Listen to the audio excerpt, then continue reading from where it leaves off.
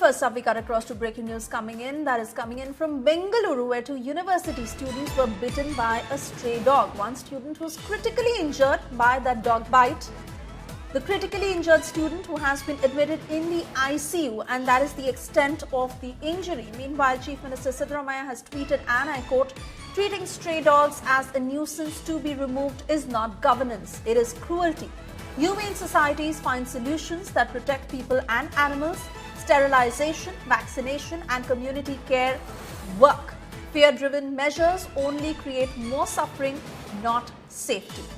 This coming at a time when the Supreme Court has also passed the order as far as stray dogs are concerned and how they need to be sterilized and moved from public spaces. And while the implementation of it is become a huge talking point, this is the news coming in from Bengaluru, where two university students were bitten by a stray dog. One student that is critically injured by this dog bite, and of course the response that is coming from Chief Minister Siddaramaiah.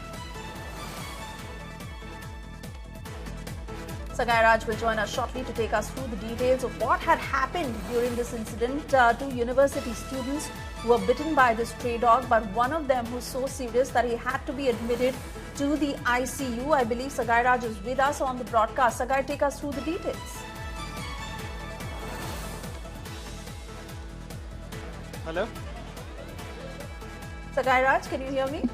Hello?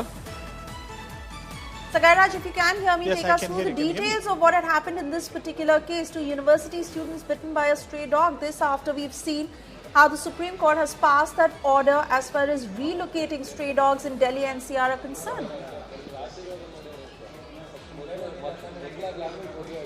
See, this incident which we are talking about has been reported from Bengaluru, where two deadly street dogs have attacked a post-graduation student. One student was from Haveri and the other student was from Telangana, and both were studying here in Bengaluru city campus near Nagarbabi. And when they were in the campus, they were walking towards their class. A few street dogs have attacked them and bit them. And what we also get to learn through our sources is both of the students, female students, have been shifted to the hospital and they are undergoing treatment as we speak now. All right, Sakai Raj, many thanks for getting us those details. And well, the Supreme Court's order to relocate all stray dogs in Delhi NCR to shelters within 8 weeks, that has sparked massive protests. Several animal activists who were detained at India Gate, with police warning that interference could lead to contempt of court. More details that are coming in this next report.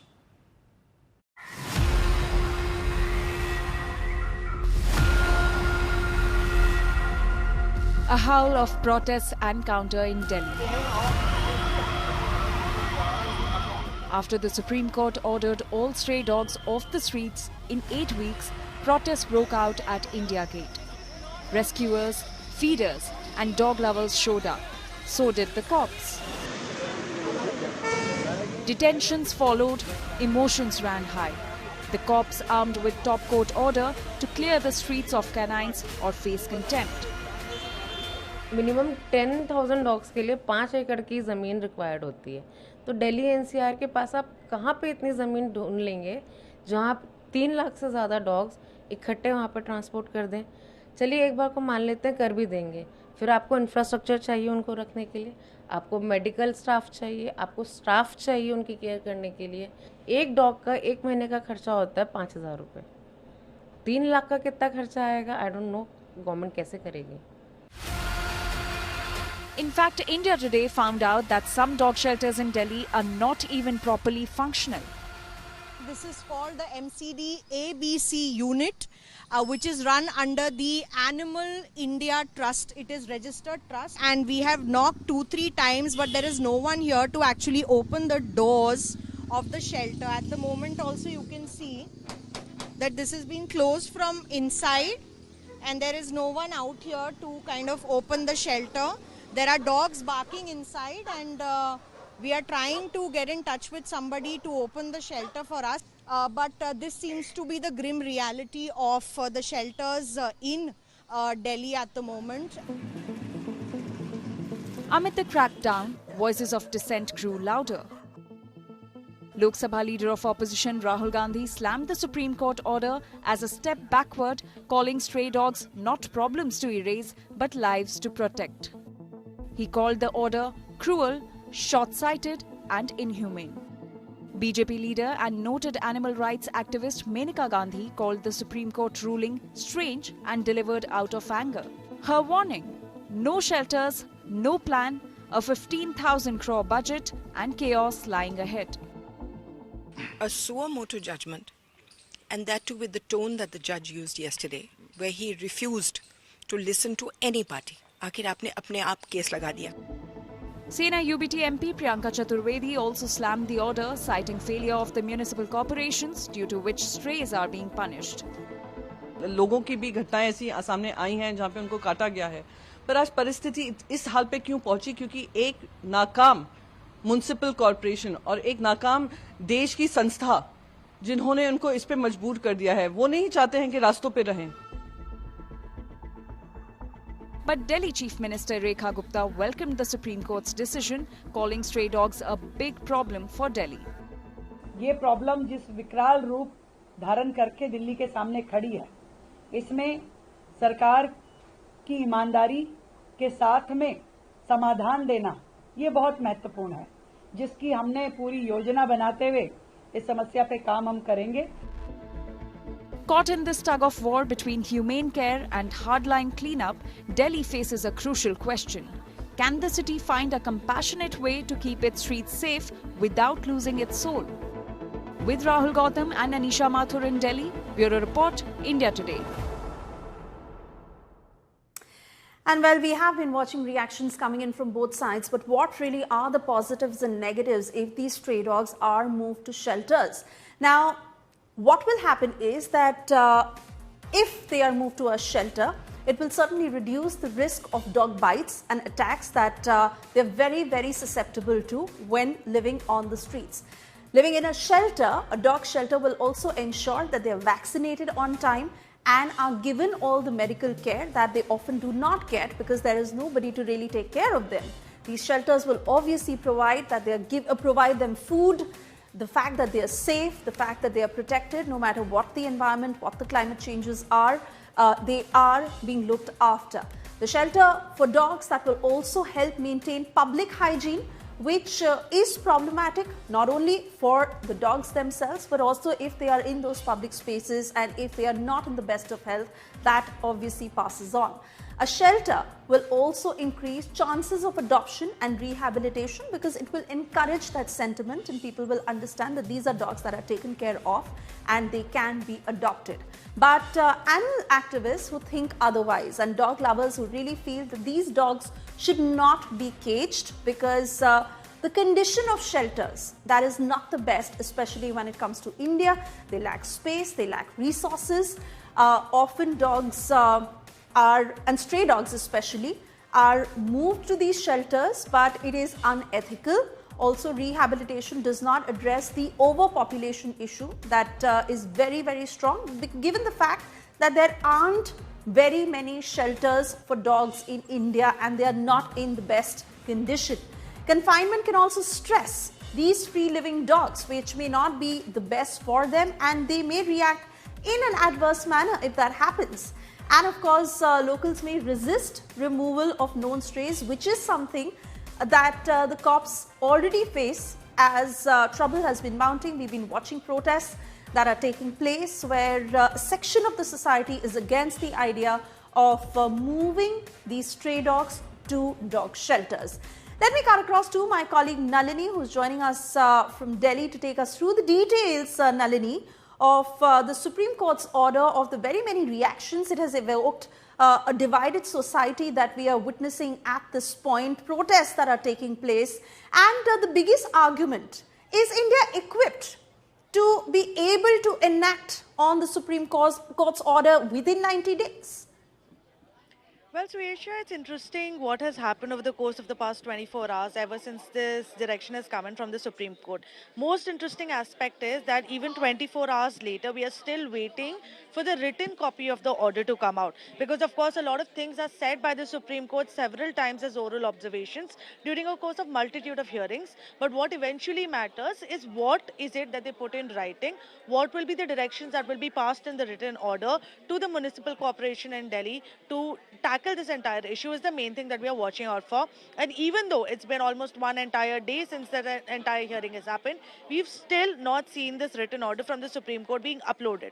Now, Suyesha, although this is not unheard of that the Supreme Court takes some time to publish the order officially, but this usually happens when there are lengthy judgments or whether there is some aspect that requires clarity, because of which the Supreme Court holds back on publishing the order until and unless that clarity is given. But in this case, considering it's a short order that we are expecting, it's a little unusual that it's still not come out, and we are still awaiting for that. In addition to that, there were some very important things that the Supreme Court had said yesterday, most important of which is that if there are any obstructions caused by any individual or group in allowing the municipal authorities to carry out the Supreme Court directions, then that will be treated as contempt of court and action will be initiated against such individuals or organizations, which is going to be an extremely interesting aspect to watch out for as to whether or not what action will be initiated against them who are coming out in opposition to this order or this direction that is given by the Supreme Court.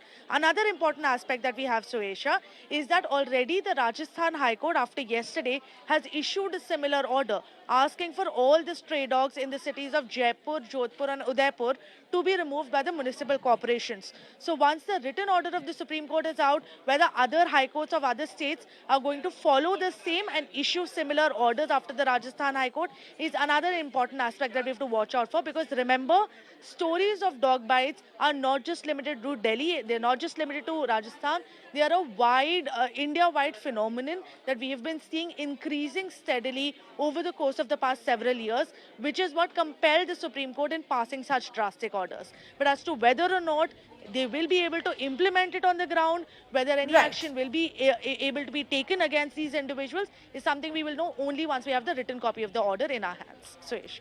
All right, Nalini, many thanks for getting us those details. But of course, the diverse reactions that this decision of the Supreme Court has evoked.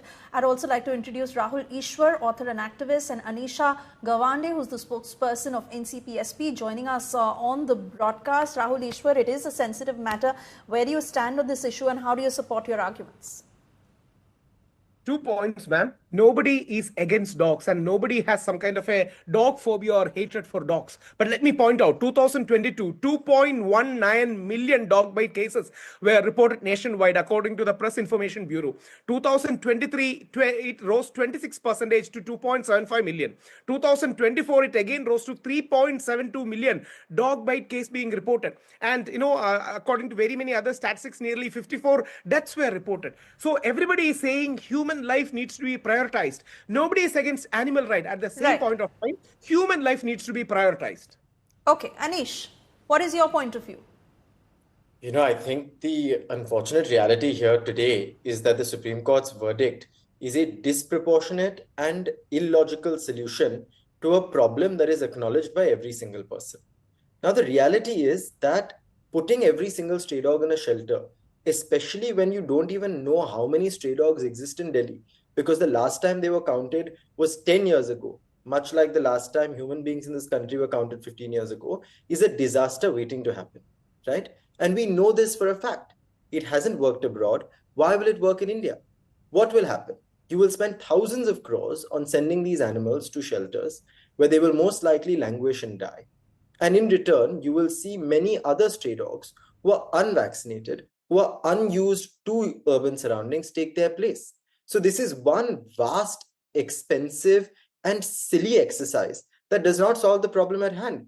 I agree with Rahul over here that nobody is a dog hater, but on the other side, you also have to realize that nobody wants people to be bitten by dogs. Nobody in their right mind is saying that stray dogs are not a menace, but this is simply not the solution. 56 rabies cases are what the central government said were recorded in 2024. Not a single one was from Delhi. Why has the MCD not succeeded in providing rabies vaccinations at every single government hospital in Delhi? Please do an expose and see how many of those hospitals currently stock rabies vaccines and give them to people. More importantly, why has the MCD failed time and again to sterilize dogs, which is part of its mandate under the ABC guidelines and the Prevention of Cruelty to Animals Act? So the incompetence of one agency is going to be corrected by an even more massive task handed to the same incompetent agency, right? So this is not even a solution. I'd be happy if we were discussing solutions. Right. But this So, is yet another foolhardy exercise. I want to get Rahul Ishwar on that because more than the order itself, the implementation aspect of it, that is also being questioned, you know, from questions of how can authorities possibly provide a safe, good shelter. Firstly, we lack shelters. Secondly, to be able to provide that for 10 lakh community dogs. Does the Indian law even en masse relocation of dogs? And how can this exercise be carried out successfully in 90 days? Yeah, the implementation is definitely an implementation plan needs to be charted out. I agree with my respected co-panel's sentiments. See, we respect animal rights. We, especially Indians, for thousands of years have respected animals as a part of the entire ecosystem. But having said that, when children died, when family members are attacked, it creates a sort of, if I can say, negativity, if I can use that word, in a very serious manner. That's the reason why all those animal lovers, I respect animal. I will never call myself an animal lover. All those animal lovers who have a very humane or who have a very compassionate heart, they should bring out with some kind of a solution-centric thing, and it needs to be shown that it is being done. Because rather than our intellectual and academic debates, when somebody really loses a child, the entire local population turns more hostile, turns more into a negative mode, and that's what happened in many places in Kerala, especially a 6-year-old or less than a 10-year-old girl and all. When she's dying from dog bites, it creates a sense of if I can use that word, revenge in a very serious sense. That's the reason why I agree justice is what is needed, but some kind of a drastic solution needs to be there. I believe people like John Abraham, in their right sense, are very much pro for this cause. Let them pool in resources, or let government machinery find some resources, do something. But something the dogs needs to be, or at least these kind of issue having dogs needs to be taken off streets, and some kind of solution needs to be done, and it needs to be seen to be done. Because otherwise people are really scared and they are having a very negative atmosphere. I don't have any shame in conceding that. Okay. Anish, what according to you is the solution? See, the reality is that those who think that putting up G20 hoardings in front of slums is going to solve poverty are the same ones who think that sending dogs to shelters is going to prevent rabies. Now, please tell me, the carriers of rabies in this country, the top 2 carriers of rabies are monkeys and rats. What is the MCD doing about them? What is the government doing to control these populations? So when you are incompetent at doing your job on one front, you're being tasked with another bigger job. The solution is very simple. It's a global solution. It's been used in multiple countries around the world. It is sterilize, vaccinate, and release. There is no reason to burden the exchequer with thousands of crores. The government in Delhi is running out of money. Rekha Gupta ji must come to her senses, because the DTDC doesn't have money. The Delhi Jal Board is running bankrupt. Where is she going to find 15,000 crores to fund these shelters? And where are the shelters? When there are no shelters, when there's no provisions in place, in 8 weeks, how are you going to implement an order like this? The bad thing that is going to happen through this is that you're going to see fights emerge on every corner of every street in Delhi. Street dog feeders are going to fight with MCD authorities. The Delhi police is going to be busy solving these fights instead of solving real issues like rapes and murders that continue unchecked in the city. So again, I'm not disagreeing that this is a problem, but the court in all of its wisdom has forgotten that it is an interpreter of the law and not an inventor of the law. There are laws in place passed by parliament. Who does the court think it is when it is passing these orders? The same Tushar Mehta who comes on to the court and says during marriage equality proceedings that the court cannot create law and must follow the law of the land, now turns around and does not object when the Supreme Court goes against the Prevention of Cruelty to Animals Act and the ABC guidelines issued by Parliament.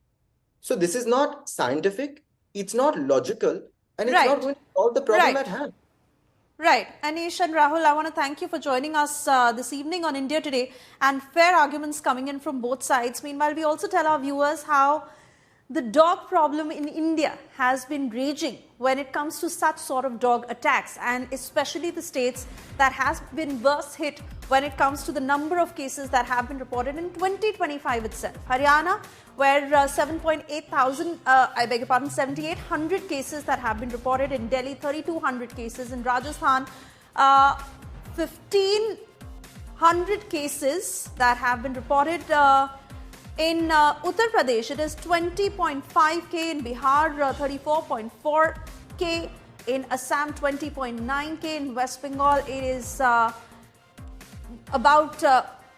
10.3k. In Maharashtra, 56.5k. That is the highest. In fact, Maharashtra and Gujarat are the worst hit states when it comes to the kind of dog attacks. Gujarat at 53.9k, Karnataka at 39.4k, Kerala at 11.6k, and Tamil Nadu again, one of the worst hit states, that stands at 48.9k. And remember, this is the data that has been reported from January 2025 itself. So within 6 months, these are the kind of dog attacks that have been reported across India. In fact, everything may not be well when it comes to animal welfare centers in Delhi. India Today found that there are serious discrepancies in a Delhi civic body run animal birth control center. It is leased out to a Gujarat NGO which faced suspension orders. The NGO was behind illegal, cruel handling of animals, and despite all irregularities, the NGO managed to obtain the tender in Delhi. Watch this ground report. That a center exists, 2 doctors are supposed to be here, but they are not present over here. The NGO is tendered, the MCD center is tendered to an NGO in Gujarat. These are the things that we need to highlight. The operational challenges are very different from what it is written on paper. Ideally, an ABC center should be running in the proper manner. The doctors should be present, and clearly it shouldn't be shut down like the one that we see here right now. I'll try my best to give you a glimpse from down of this center that is in Tughlakabad. These are the government-run ABC programs that are done in the national capital. We also got to know that from 22, the centers have actually come down to 18 right now. So clearly, if the negligence on the part of the ABC centers of doctors not being available to manage the ABC centers is a reality, then it speaks about the fact that why the government of the national capital hasn't really managed it well to actually take the animal birth control program in the right manner. With video journalist Ashwini Helen, this is Shreya Chatterjee for India Today. Well, this is the condition of dog shelters on the ground in Delhi. It is not that such a model has not been carried outside across the globe. In fact, several countries that have used this model and implemented it very, very successfully when it comes to using sterilization. Bhutan, for example, where a nationwide animal birth control exercise was carried out, and they sterilized those dogs, they vaccinated those dogs, and microchipped those stray dogs as well. Now, Bhutan is not the only country, as even in Netherlands, it was a clear exercise: catch the stray dogs, neuter them, vaccinate them, and return them back as per the laws, following everything to the T. And stray dogs were set free via strong legal framework. So it's not like those stray dogs were at the receiving end purely in the way that this entire exercise was carried out. Even in Thailand, such a model was followed, where similarly, catch the dogs, neuter them, vaccinate them, return them. And remember, over 1 million dogs that were sterilized and vaccinated via this exercise. Now, let's also shift focus in Morocco, where they sterilized the dogs. So they trapped them, neutered them, vaccinated them, and returned them. A very, very humane exercise that was carried out citywide, and that it continues in Morocco. Now, moving on to Nepal. Now, while it is being asked how will India possibly do it, but even Nepal, that has executed such an exercise, animal birth control, and it's been a long-standing program where 31,000 sterilizations of stray dogs was carried out.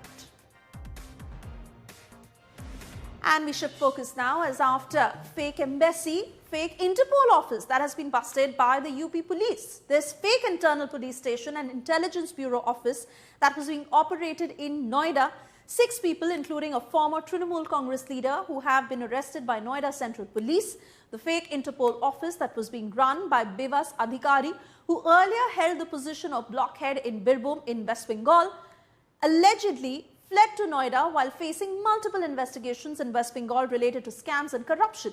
During investigation, it was revealed that the mastermind, Bivas, was also running a fake Interpol office in Kolkata as well. So far, 6 people who have been arrested by the Noida police in this matter, and this comes just days after UP police arrested Harshvardhan Jain, a 47-year-old man you would remember from Ghaziabad, who was operating a fake embassy with alleged links to a 300 crore rupees scam. Sector 70 में स्थित एक भ्रामक police कार्यालय का पर्दाफाश हुआ। इसमें कुल मिला के 6 लोगों की गिरफ्तारी सुनिश्चित की गई है। ये लोग का मुख्य मॉडस ऑपरेंडी ये रहता था कि ये लोग कूट रचित दस्तावेजों का उपयोग करके इन्होंने अपनी एक वेबसाइट पे इनको अपलोड किया था और उस कूट रचित दस्तावेजों के आधार पर ये लोगों के साथ ठगी करने के प्लान से इन्होंने इस पुलिस कार्यालय का इस्तेमाल किया बनाया था। इनके पास से हमें काफी सारे कूट रचित दस्तावेज, कई सारे बैंक खाते और भी अन्य आइडेंटिटी कार्ड, विजिटिंग कार्ड्स, और ये लोग जो खुद को ट्रांसनेशनल पुलिस बताते हैं उसके संदर्भ में इनके द्वारा कोई भी सपोर्टिंग डॉक्यूमेंट्स या भारत सरकार या पुलिस का लोगो इस्तेमाल करने के इनके पास कोई भी पर्याप्त कागजात प्राप्त नहीं हुए हैं।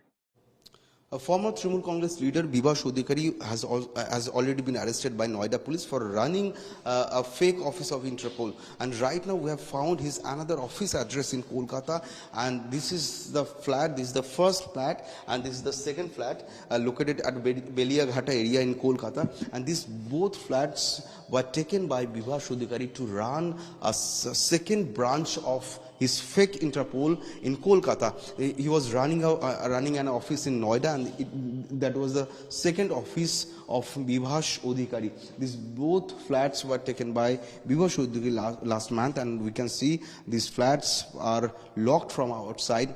And locals are claiming he was running an office of Interpol over here in these 2 flats by taking these 2 flats. And there are several, there are multiple signboards and banners inside these 2 flats where we can see the logo of Interpol. We can see the name of Interpol inside these 2 flats. But these signboards were removed 2 days back, as per the claim, as per the claim by local people. But Kolkata police is claiming that they got information regarding this office on last 30th July that an NGO is trying to establish their office in these 2 flats, but they are using the name of Interpol and they are using the logo using the color of red and blue in their logo. You're watching 5 Live. I'm Suyesha. Savant, and well, India is gearing up to host American trade representatives later this month for the 6th round of negotiations. This even as former US President Donald Trump continues his tirade against India over tariffs. Will India be able to negotiate an expectable trade deal while upholding strategic autonomy? India Today reports. The India-US trade deal stalemate has not derailed the dialogue. India is all set to host American trade representatives this month for the 6th round of trade negotiations, despite Donald Trump's claim of no talks till a deal is reached. Do you expect increased trade negotiations, since you've announced the 50% tariff? No, not until we get it resolved. Sources confirmed to India Today that both sides are working through contentious issues and are hopeful of finalizing a trade framework agreement, despite both sides hardening the stance on agricultural access. Former Pentagon official Michael Rubin lavished praise on Prime Minister Narendra Modi for standing his ground despite Trump bullying. Donald Trump is wrong in his targeting of India in this case. First of all, the United States purchases uranium hexafluoride from Russia and other strategic minerals from Russia. And India is right to stand up for its rights. That Prime Minister Modi is standing up for India's rights is going to be the episode that historians remember, where the United States truly learned that you cannot kick India around. Geopolitical analyst Michael Kugelman echoed similar sentiments. Bangladesh, Pakistan, and a few neighbors further afield in Southeast Asia had significantly lower tariffs. And I think that's significant for India's economic interests in the sense that, those countries, Bangladesh, Pakistan, Vietnam, for that matter, these are all countries that are competitors with India when it comes to textile exports. And so this suggests that India could be disadvantaged if it doesn't adjust. I mean, I'm sure that India has already thought through. As Donald Trump hardens his stand on India, asking it to stop buying Russian oil, he has taken a softer line on China, extending the tariff moratorium on Beijing for 90 more days. Back home, Andhra Pradesh Chief Minister Chandrababu Naidu praised Prime Minister Modi's leadership, emphasizing that countries cannot grow without Indians. ఈ రోజు కొంతమంది అంటున్నారు మన వాళ్ళకు ఉద్యోగాలు ఇవ్వొద్దని. వీళ్ళు ఉద్యోగాలు ఇవ్వడం కాదు, మనం లేకపోతే ఆ దేశాలు అభివృద్ధి కాని రోజు తొందరలో వస్తుందని చెప్పి కూడా నేను మీకు తెలియజేస్తున్నా. మన సేవలు ప్రపంచానికి అవసరం. Now all eyes turn to Alaska, where Trump is expected to meet Vladimir Putin for a ceasefire talk on Ukraine. A potential Russia-Ukraine truce could lead to easing of the tariffs on India too. I'm going to meet with President Putin and we're going to see what he has in mind. And if it's a fair deal, I'll reveal it to the European Union leaders and to the NATO leaders and also to President Zelensky. I think out of respect, I'll call him first. And then I'll call them after. And I may say, lots of luck, keep fighting. Or I may say, we can make a deal. So the focus now will be on whether India can walk the tightrope between strategic assertiveness and trade diplomacy. Bureau Report, India Today.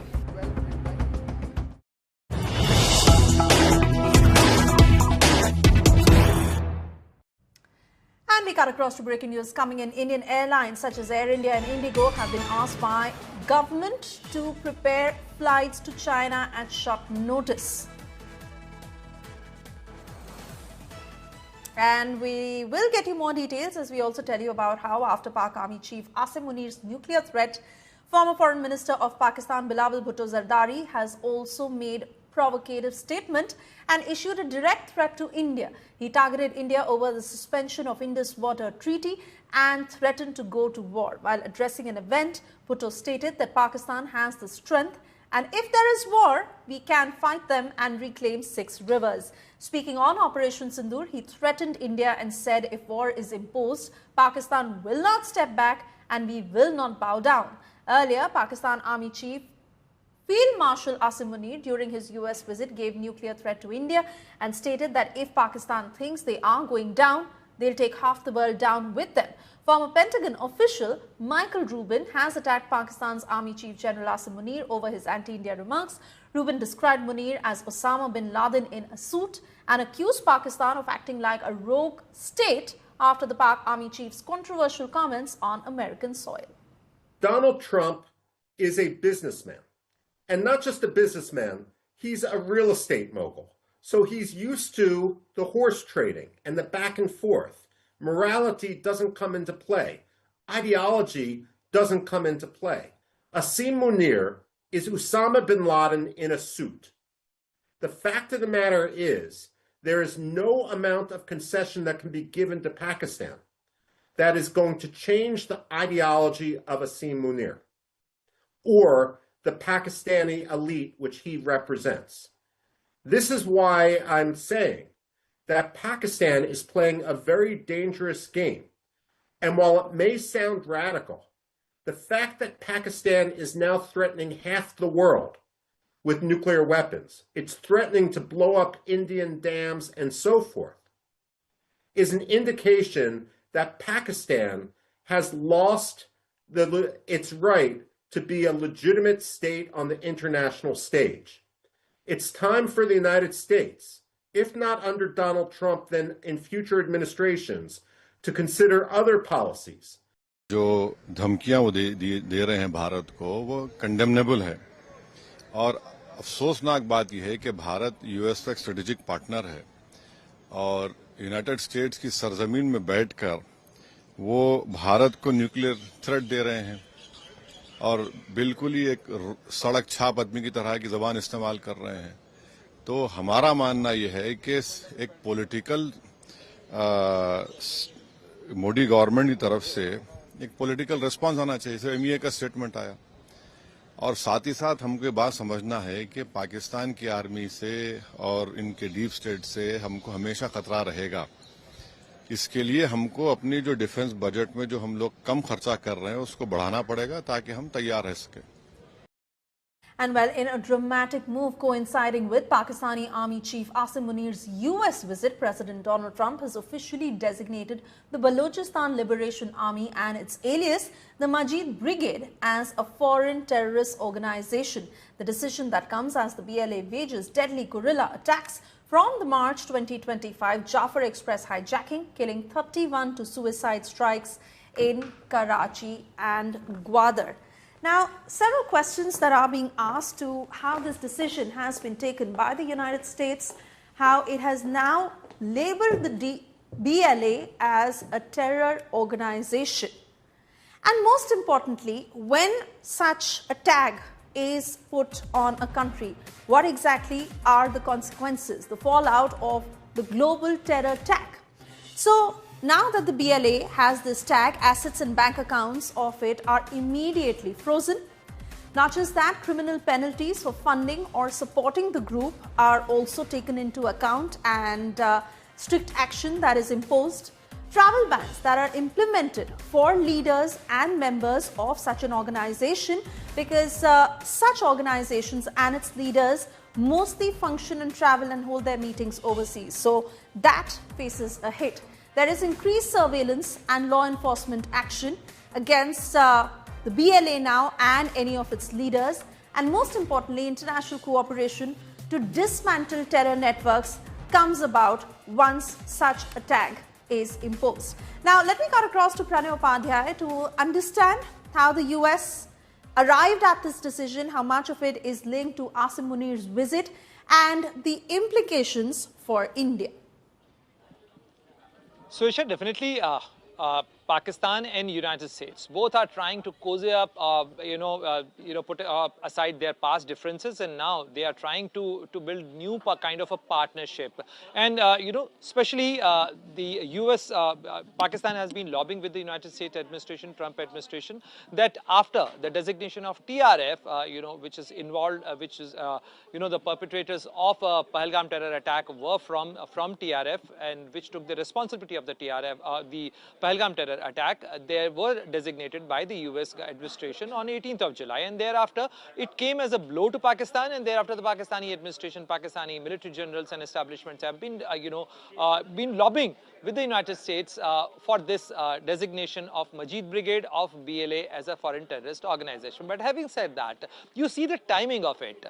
This decision has come at a time when United States has announced its intention to go for an investment in Balochistan. We know that what issue is there in Balochistan. As far as India's case is concerned, India considered it as the internal issue of Pakistan, and which is generated out of the internal failures of Pakistan, because Pakistan as a state has failed to address the issues and concerns of the Baloch people, and the people of Balochistan are making this resistance or protesting against the Pakistani establishment, Pakistan military, and Pakistan's political establishment.